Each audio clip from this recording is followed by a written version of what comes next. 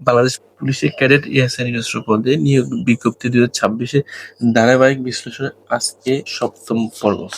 এই পর্যায়ে আমরা আলোচনা করব বুদ্ধিমত্তা মৌখিক পরীক্ষা প্রবেশপত্র সংগ্রহ, ক্যাডেট এএসআই নিজস্ব পরীক্ষা কার্যক্রম, লিখিত মনস্তত্ত্ব সহ কম্পিউটার দক্ষতা পরীক্ষা উত্তীর্ণ প্রার্থীদের নির্ধারিত পরীক্ষা কেন্দ্রে পরীক্ষার তারিখ ও সময়সূচি অনুযায়ী ২৫ নম্বরের বুদ্ধিমত্তা ও মৌখিক পরীক্ষায় অংশগ্রহণ করতে হবে। অর্থাৎ এটাকে আপনারা এক কথায় ভাইবা বলতে পারেন।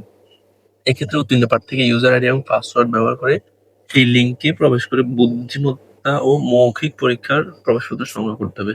লিখিত মনস্তত্ত্ব সহ বুদ্ধিমত্তা ও মৌখিক পরীক্ষায় প্রাপ্ত নম্বরের ভিত্তিতে সরকার কর্তৃক জারিকৃত বিদ্যমান কোটা পদ্ধতি অনুসরণ করে নিয়োগ বিধি মোতাবেক প্রাথমিকভাবে নির্বাচিত প্রার্থীদের ফলাফল প্রকাশ করা হবে। স্বাস্থ্য পরীক্ষা প্রাথমিকভাবে নির্বাচিত প্রার্থীদের স্বাস্থ্য পরীক্ষায় অংশগ্রহণ করতে হবে। লিখিত মনস্তত্ত্ব সহ বুদ্ধিমত্তা ও মৌখিক পরীক্ষায় প্রাথমিকভাবে নির্বাচিত প্রার্থীদের কেন্দ্রীয় পুলিশ হাসপাতাল রাজারবাগ ঢাকায় নির্ধারিত তারিখ ও সময়ে অনলাইনে পূরণকৃত চিকিৎসার ইতিবৃত্তি ফরম দাখিলপূর্বক স্বাস্থ্য পরীক্ষায় অংশগ্রহণ করতে হবে। স্বাস্থ্য পরীক্ষা সংক্রান্ত কেন্দ্রীয় পুলিশ হাসপাতাল রাজারবাগ ঢাকায় সংশ্লিষ্ট মেডিকেল বোর্ড কর্তৃক গৃহীত সিদ্ধান্ত চূড়ান্ত বলে গণ্য হবে। স্বাস্থ্য পরীক্ষায় একবার অযোগ্য ঘোষিত হলে পুনরায় স্বাস্থ্য পরীক্ষা আবেদন বিবেচিত হবে না।